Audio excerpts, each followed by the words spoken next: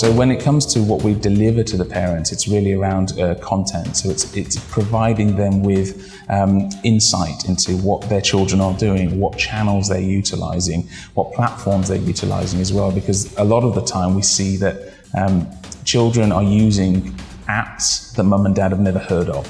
And so these apps are being created, the children are taking them, utilizing them, and then those apps are actually dying and mum and dad have never even known about it. So the whole life cycle of an app can happen before mum and dad are even aware that their children have been on them. And so this is why we want to provide as much information as possible to parents. So even if you just recognize an icon, if you know what it is, you recognize the name, you see that image and you go, okay, it's time for us to sit down and have a talk with our child. What are you using it for? Because I know what it is. I know some of the downfalls of this, so just walk me through what you're using it for so that we can hopefully keep you as safe as possible.